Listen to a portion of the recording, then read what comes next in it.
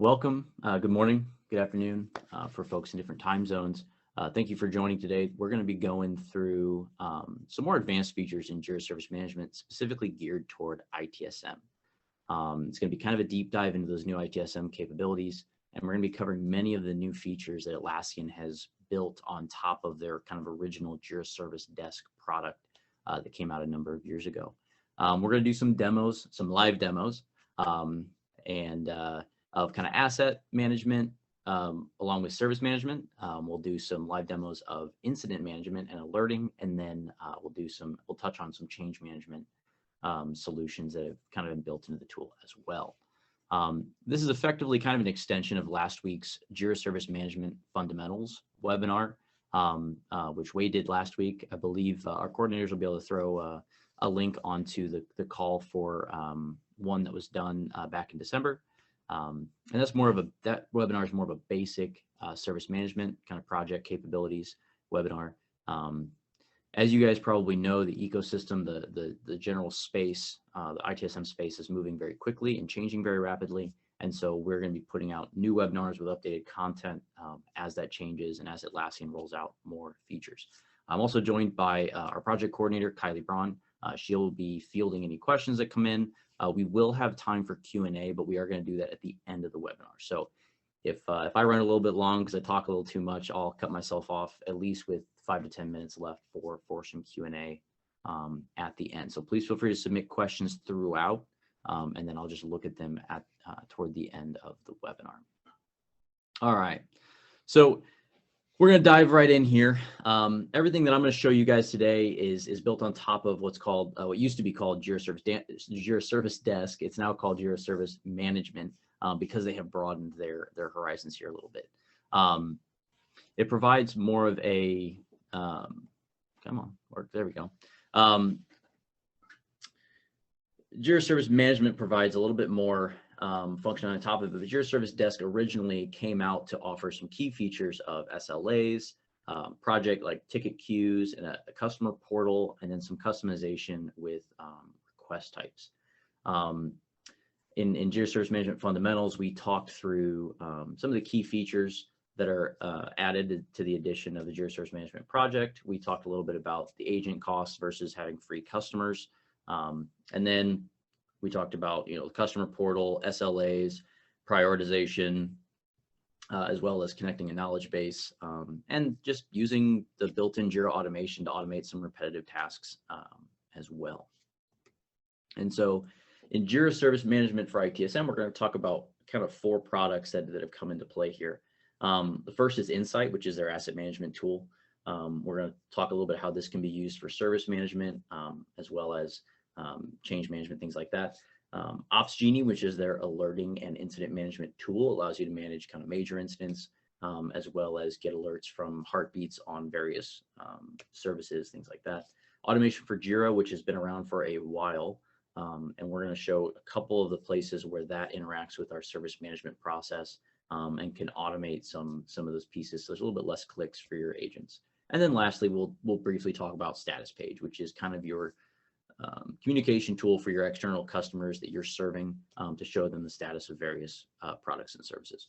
So today we're going to demo, there's a lot of features within service management. We're going to focus on 3 key demos: service management with asset management, incident management, and change enablement.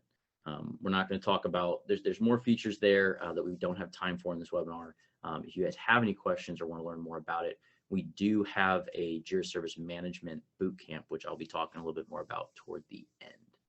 A little bit about us before we dive into the demos. Expium is a Platinum Solutions partner with Atlassian, which means we're the highest level of partner, which requires a certain number of consultants who are what's considered an expert, which is a double certified Atlassian admin.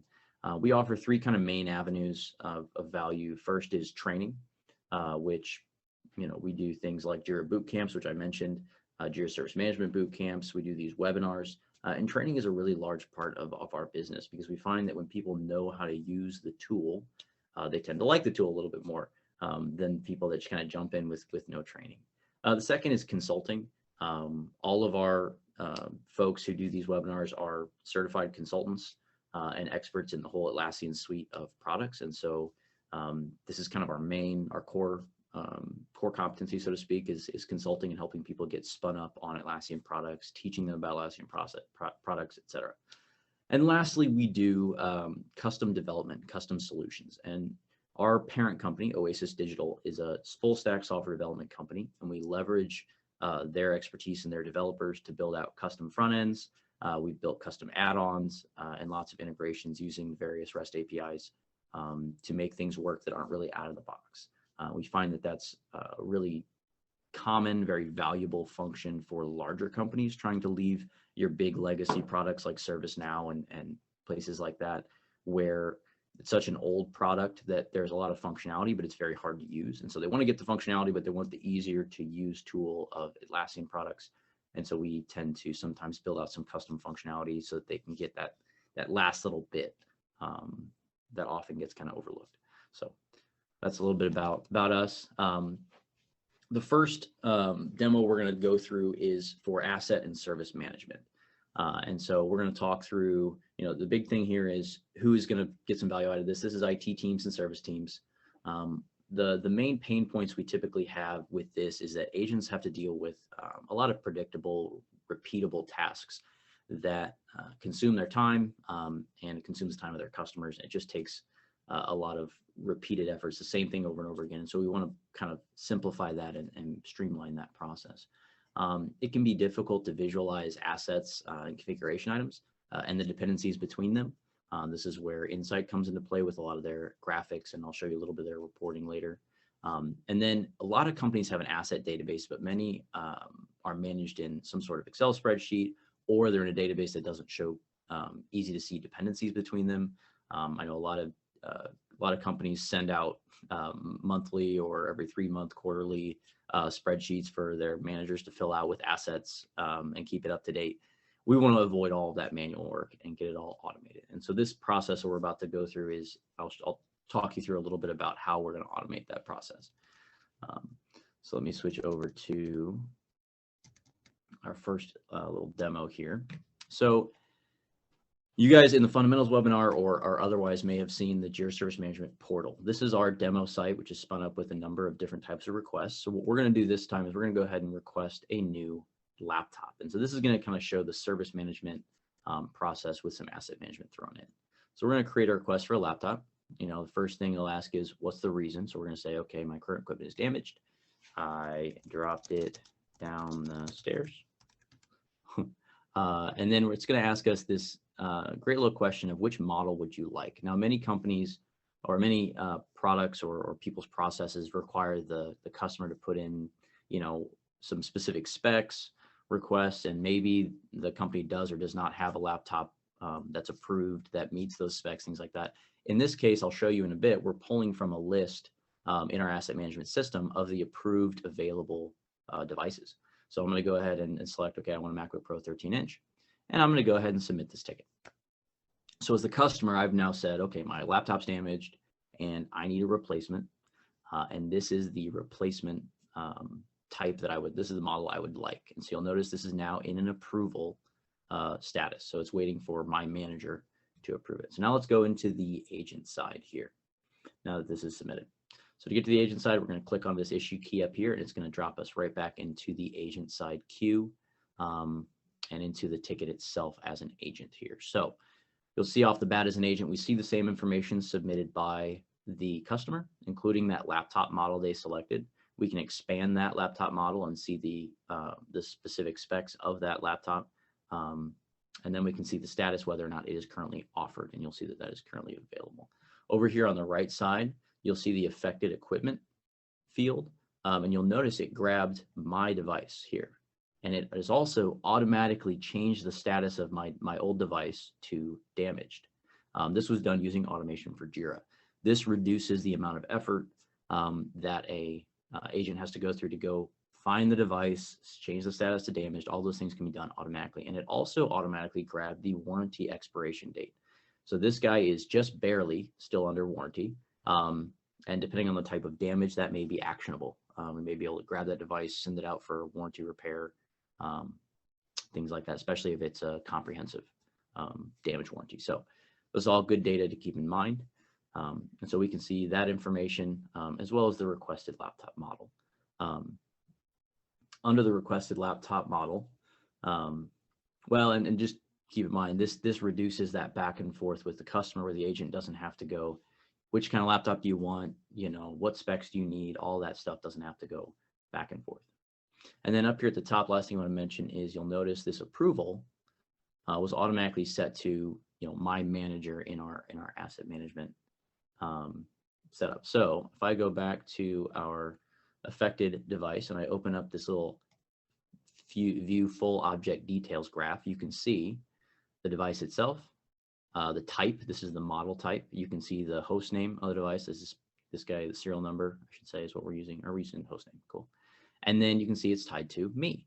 Now, if I double click on myself, it's going to switch its view to me, and it's going to show all of my dependencies. So you'll see that I've got 3 devices. I've got a phone, a laptop, and a monitor. You can see my location, St. Louis, and then you can see the department that I'm in. And in this department, you'll see that the department manager is Brian, and you'll notice the same name that was added as the approval. So we're using automation for Jira to go out, find what department I'm in, look at the manager of that department, and set them as the approver, right? A lot of ways to just reduce the amount of effort. We're basically at the point where we have all the information we need to complete this ticket, which is pretty neat. So, and if you, yeah, and so then if we go back to our requested type of laptop and we click the same button, we can see the requested type of laptop and we can see all the available models that are that type. You'll notice some of these are status in use, and then we can see, oh, it's in stock. We can see the vendor that we're using for this laptop. And if we click on the one that, you know, let's say is in stock, we can see its location. Okay, it's located in St. Louis, same place I am. Great. So let's go ahead. We'll go ahead and switch over to the to Insight itself. So we've been viewing this all from out here in Jira. So now we can switch over to the Insight database.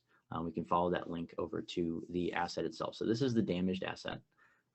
We can see all the information and we can see the entire change history and activity on this particular asset, as well as purchase date, warranty information.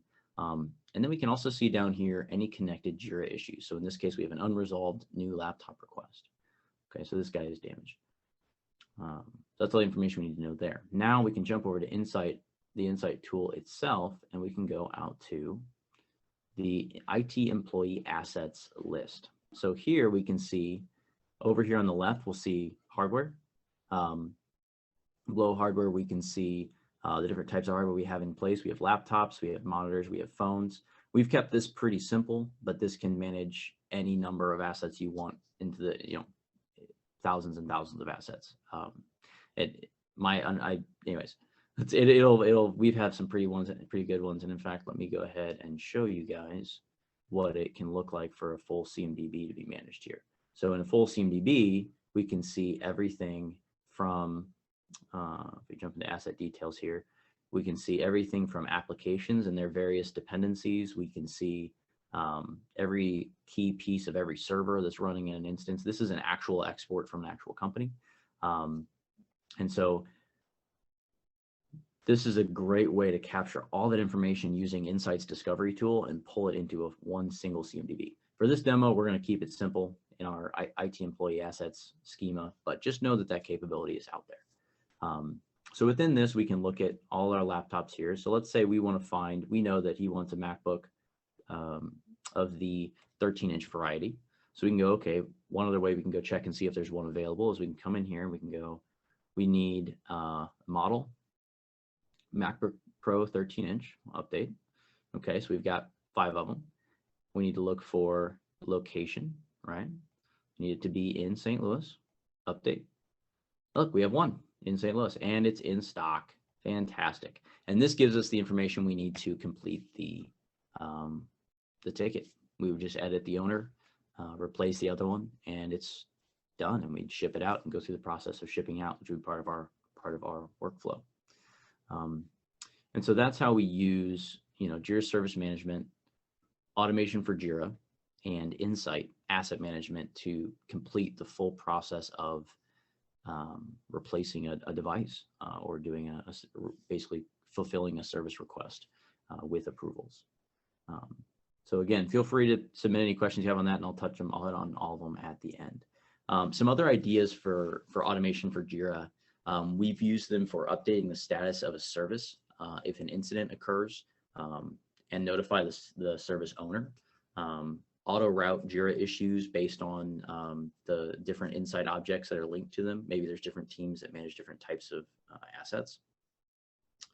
We can automatically create Jira issues if an Insight object's contract is like coming up for renewal. So maybe a warranty is about to expire. We can automatically create tickets to say, hey, you know, this warranty is within 30 days of expiration.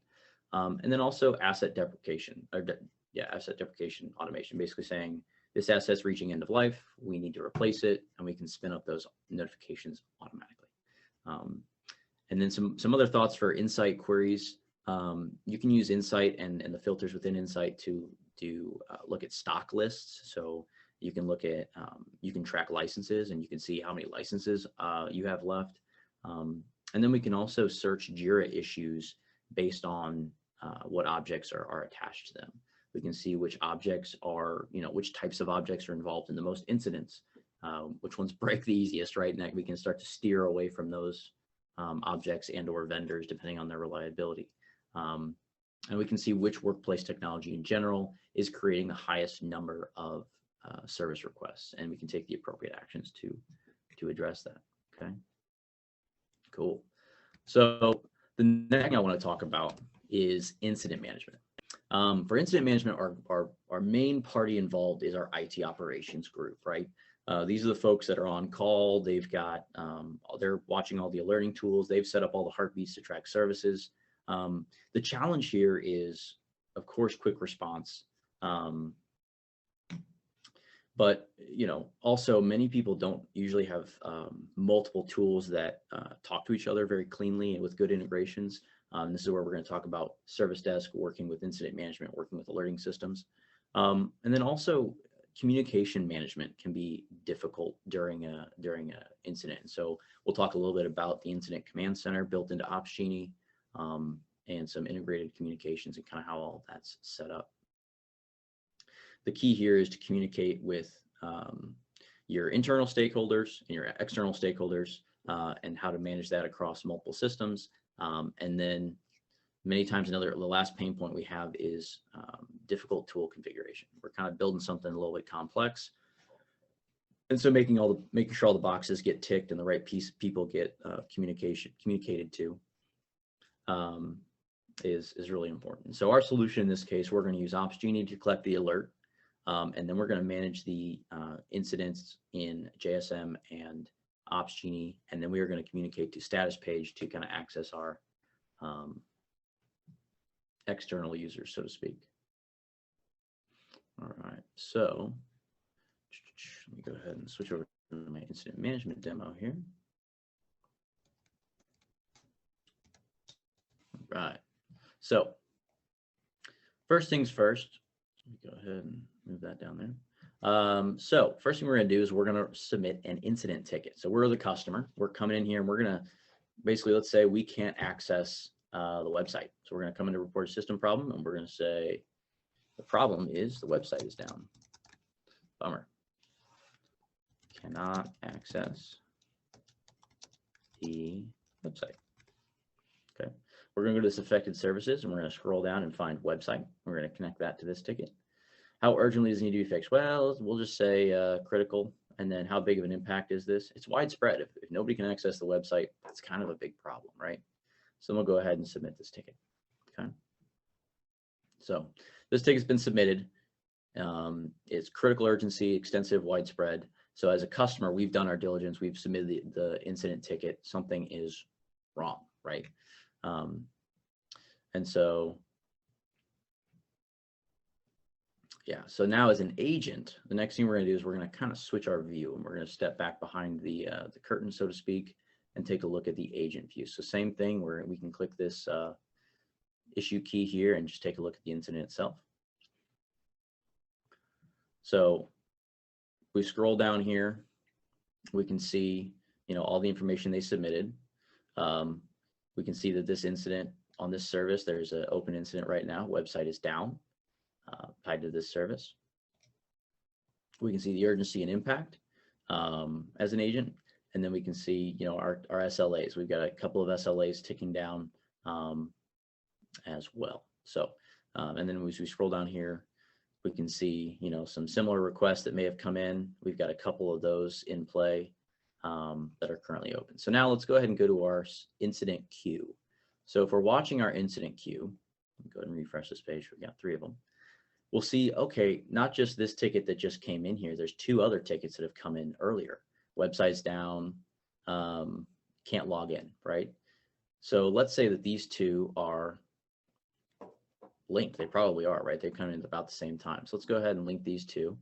And we can, from the queue, link the issue. We're going to say is caused by ITSD 243. Website is down. We'll go ahead and link these issues together, right? So the key here is now, since these are linked to that parent incident that's going to act as our main ticket, we only have to work in that one ticket. And using automation, we can trickle down our transitions, our comments, everything, and disperse them out to those child tickets. So the key there is to, reduce our effort on a single ticket. So now if we click back into this ticket here,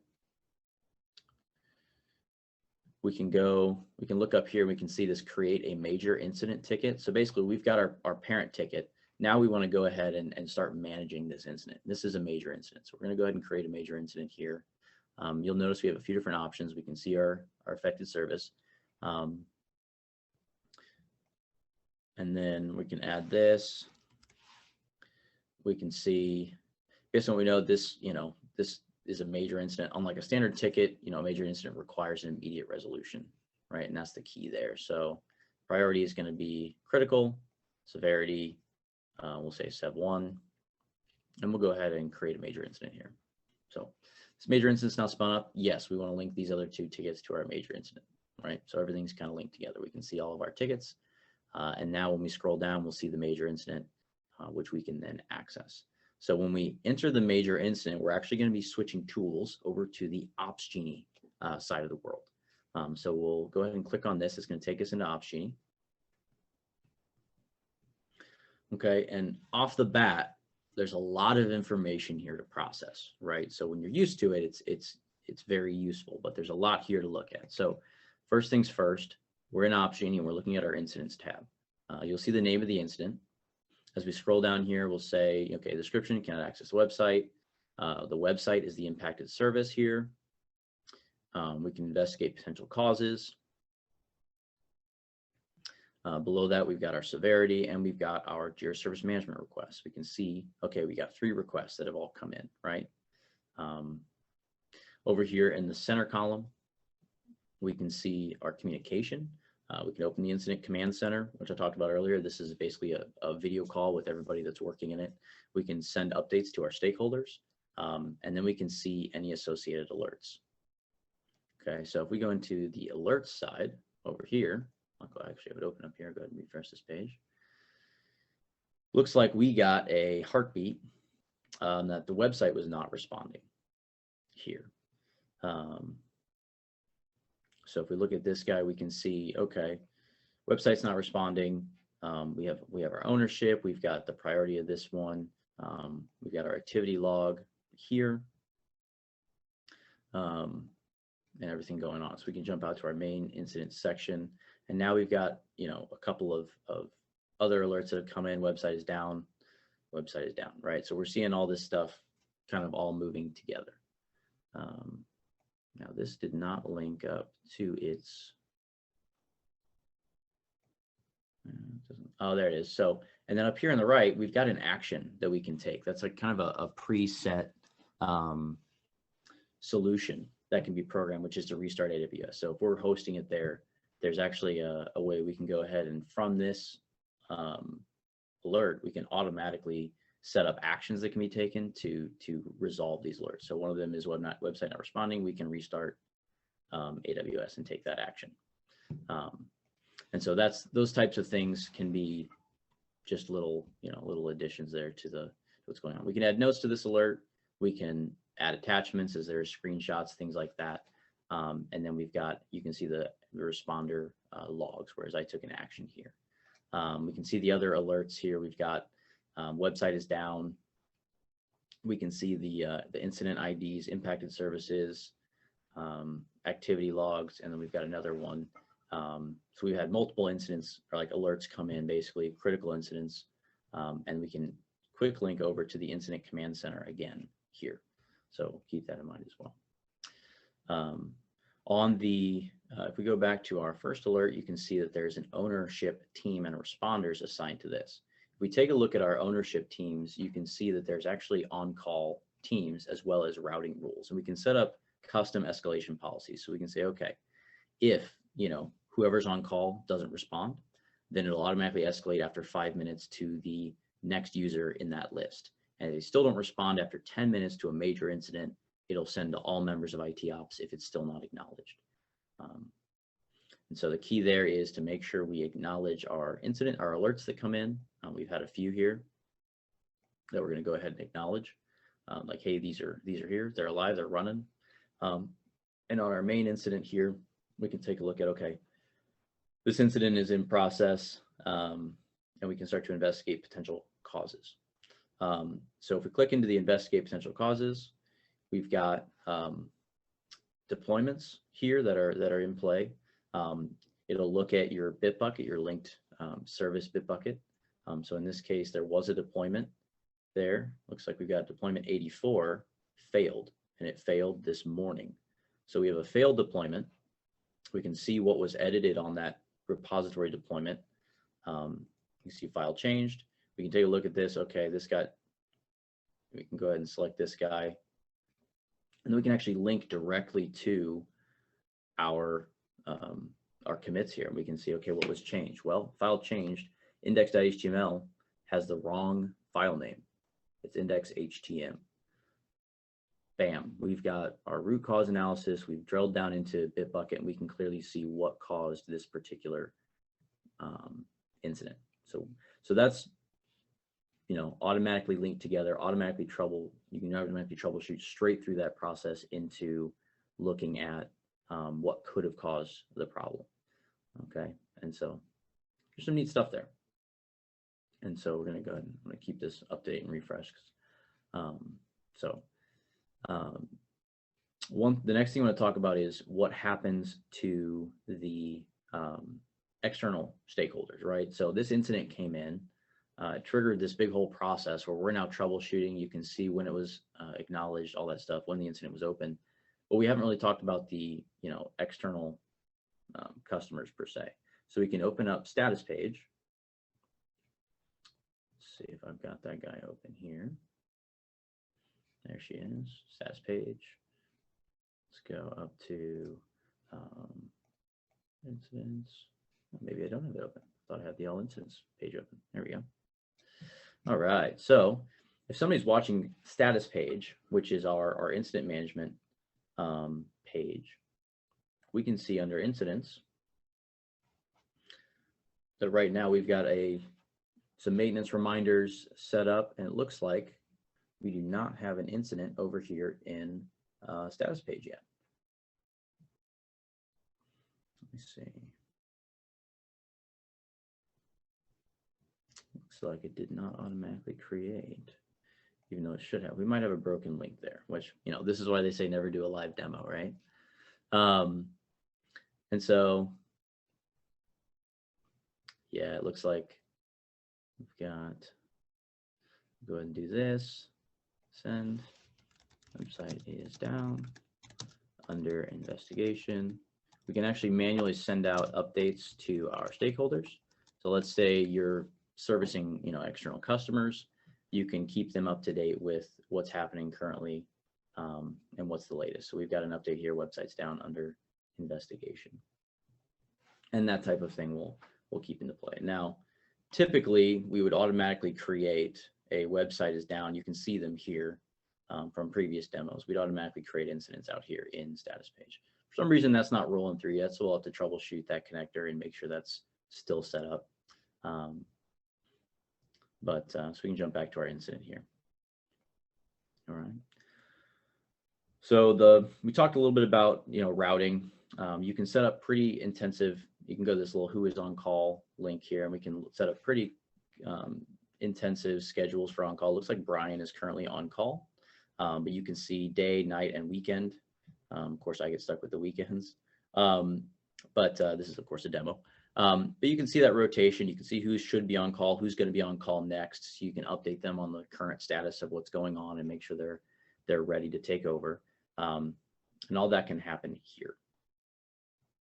The incidents page is going to be your main page for kind of swarming major incidents. As they come in, you'll have folks that are of course getting notified when these incidents come in, creating incident command center sessions, and you can jump into those live sessions and create those from an incident itself.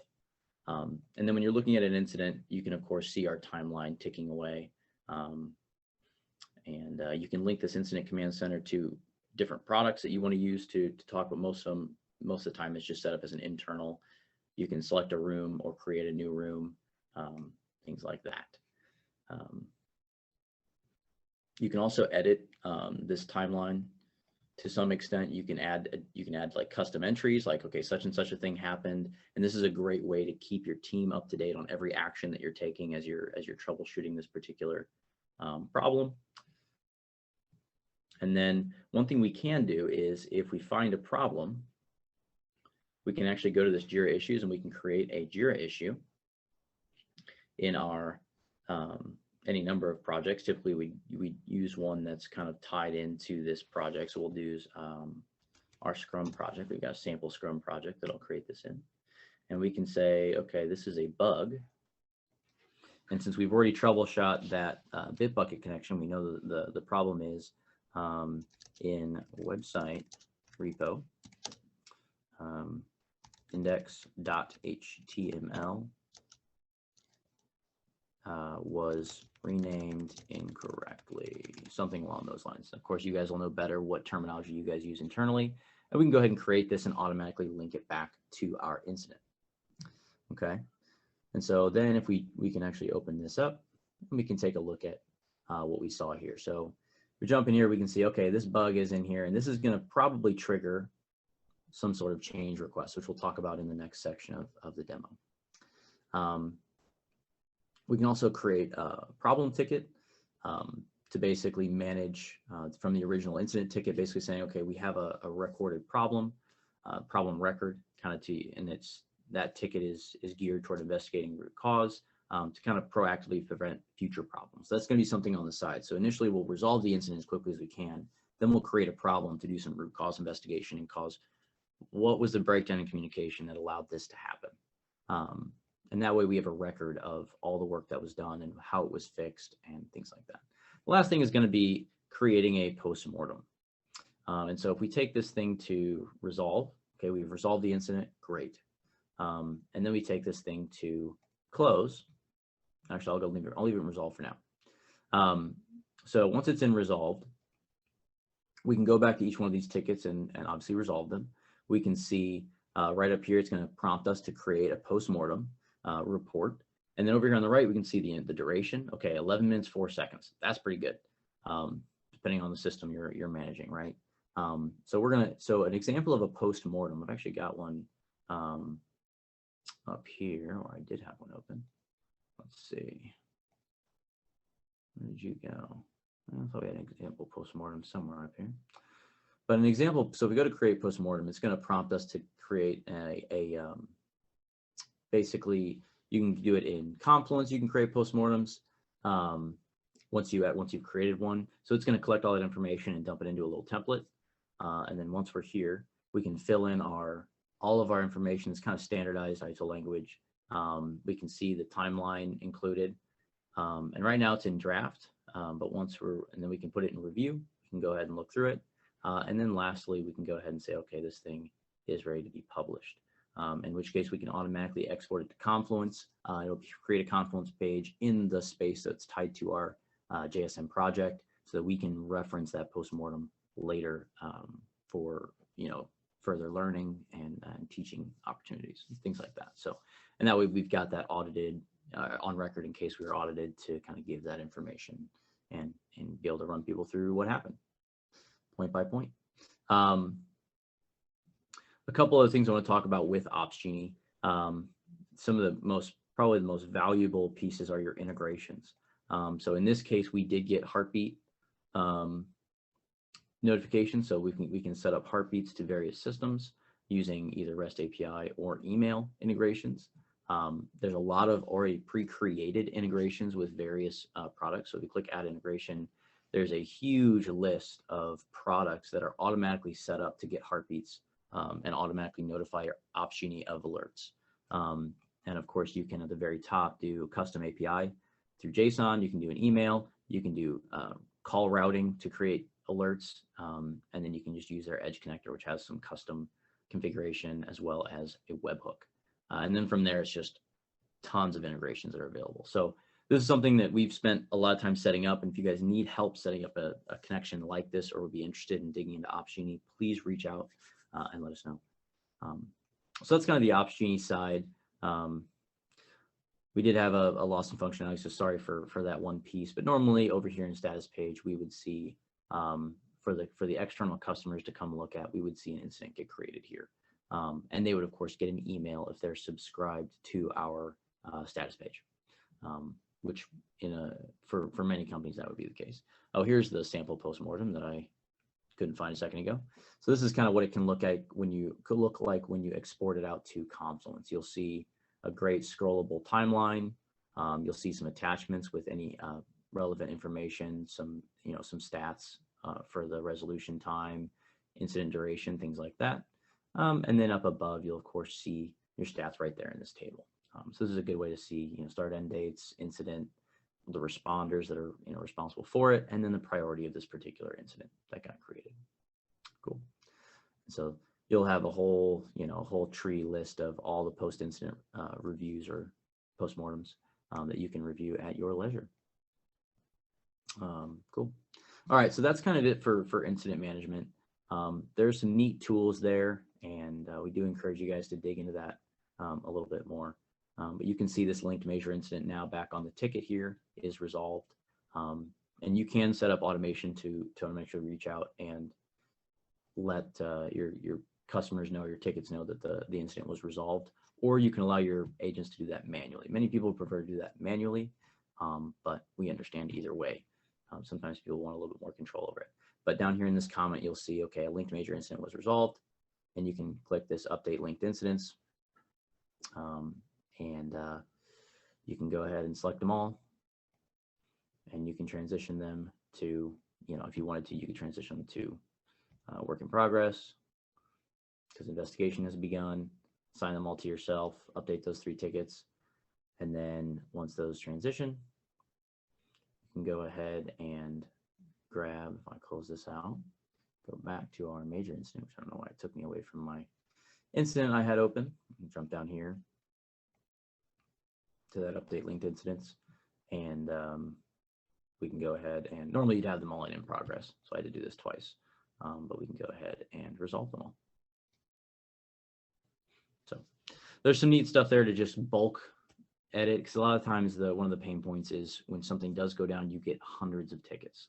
So the ability to group all those together and automatically transition, automatically approve those can be really helpful. So now if we go to open incidents, we have none, and we've cleared it all out. But we can see our recently resolved incidents are these 3. We can reference them as needed. Cool. So that's there. All right, and then the last thing that I want to talk about is just a little bit of change management, and we're looking at the quarter till now. So we'll spend about 5 minutes on this, and then we'll kind of go to some questions. In change management, the main pain points here are, typically just slow process or kind of a clunky process, as well as,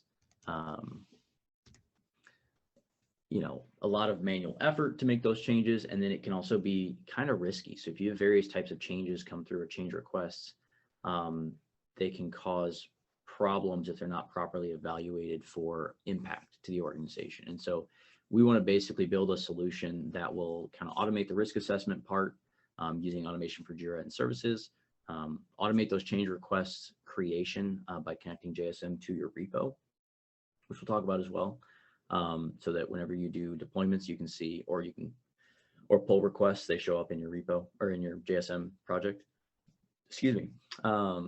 Automate approvals for any low-risk tickets, track and gate your deployments for any CI/CD implementations, and then or continuous integration or implementation, continuous deployment, and make that visible in your ticketing tool. And then we want to collaborate on changes with change calendar. So this allows everybody to kind of see what's going on. And so with the tools we're going to be looking at here, Jira Service Management, Bitbucket, and automation for Jira. And so we'll go ahead and jump over to our change enablement section. So the first thing we're going to do is we're going to open a basic change request. And so we're going to jump in service and architecture, and we're going to request a change.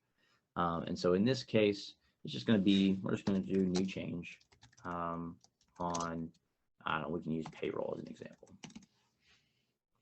So I can type payroll correctly in, it's 2 L's. All right, so new change. You'll notice it's prompting us for some articles that may be useful. So specifically this change enablement link is going to take us to our change calendar, we can see, which I'll show you guys more here in a second. Affected services, in this case, we're going to be changing payroll. Change type, standard. I will say normal change on this one. And then impact is going to be, I'll say moderate, limited. Urgency, medium. Change risk, medium. Change reason, new functionality, right? Okay. We could put in an implementation plan, a backup plan, test plan, and some planned start dates, things like that. But for now, we'll just go ahead and create this guy. Okay. So this guy is now come into play, and we're waiting on an approval. So now we've submitted our change request, and it's in there. And now we'll go ahead and take a look at the backend for this. So when this comes in, we'll see, this change has been requested. We've got our affected service linked here, which we can take a look at. We can see the tiers. This is a tier 3 service. We can see if it does have any dependencies, we can see those in the dependency graph. In this case, it's hosted, it's probably its own service. We probably have a hosting service that way it would be dependent on, but that's about it. We can see the change reason and all those change information. And then we can see the approvers that are on the list for approval. You'll see it's a very large group of people that can approve these changes. Another thing to look at is the workflow for this particular change request. You'll notice there are multiple bypasses. So we've got, in this case, we've got if it's a standard change, it'll bypass our normal approvals and move into awaiting implementation. But a normal change will wait on approval and go down to planning. And then eventually it can be approved, which will go into authorized, and then approved for awaiting implementation. And then once it's implemented, we can see that, and then we can see the completion of that ticket. And so this is going to be kind of a very standard recommended change workflow. You won't see a lot of your high-end change workflows differentiate from this very much. And if you do, you're going to want to be careful with how you got your process set up. Make sure there's enough the right approvals in place, and make sure your dependencies are there. So with this, like we talked about, this change calendar, this allows you to look at on a day-to-day basis any changes that have been submitted and requested. If I refresh this page, we haven't approved that one change, so it shouldn't show up on the change calendar yet. But once we approve it, you'll see on the 22nd, you would see one pop in. You can see some change freezes, things like that. The important part of having, if we go back out to the portal, one of the most important pieces of having the articles recommended when you're submitting a change request. So if I request a change, so let's just put change in here. So you can see this change enablement link. This will allow folks to see, if they were able to, we're still looking at it from the portal, but if you linked into that change enablement page as an agent, you'd be able to access it and look at, okay, what's coming up? When should I schedule this thing for?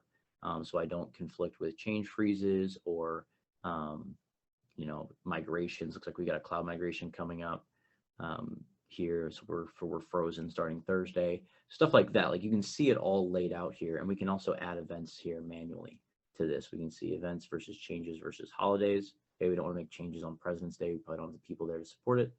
And then we've got examples of like add gift cards to the website.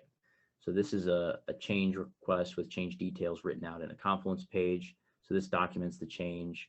We've documented a change plan here, as well as, like, this is basically what we call a change template that you create in Confluence.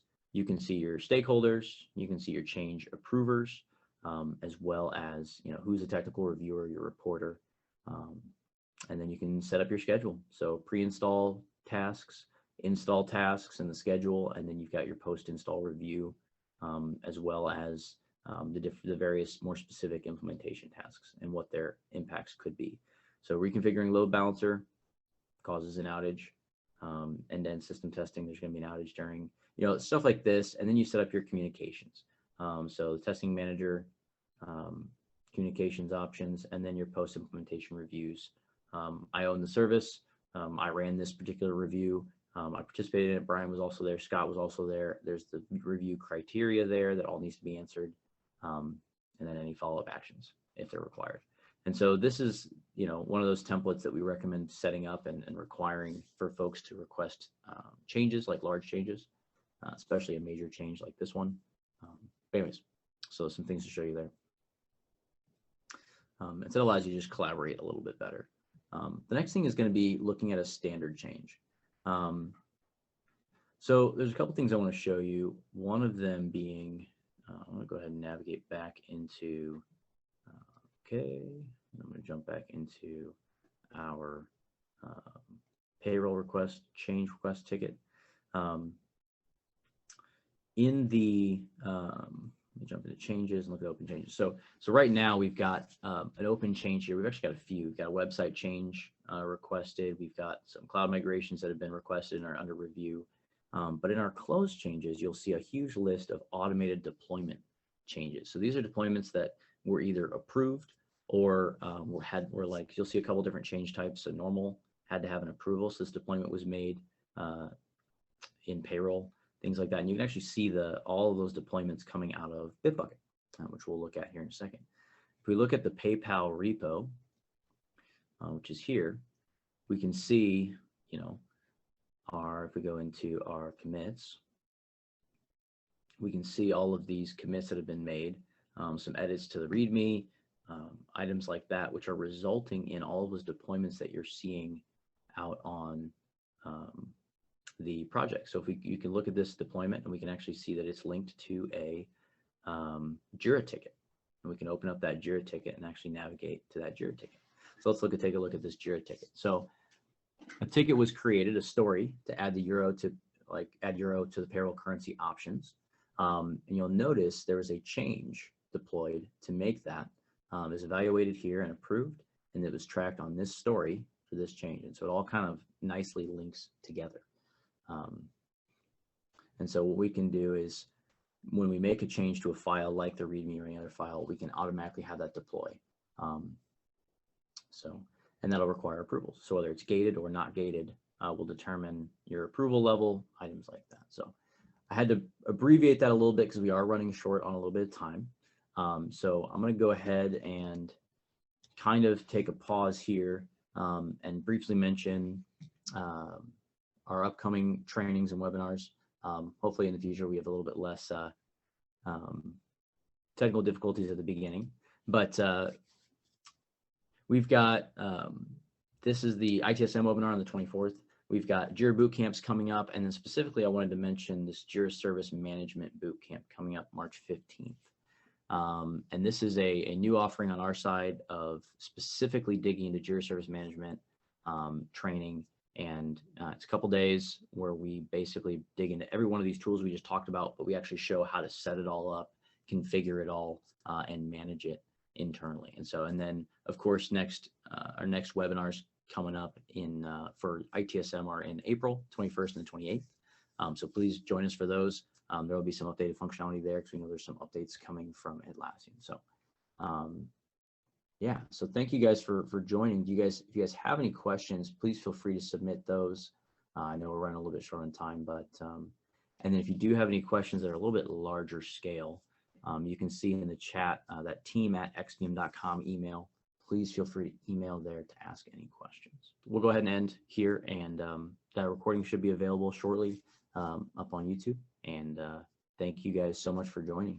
I hope you have a great weekend.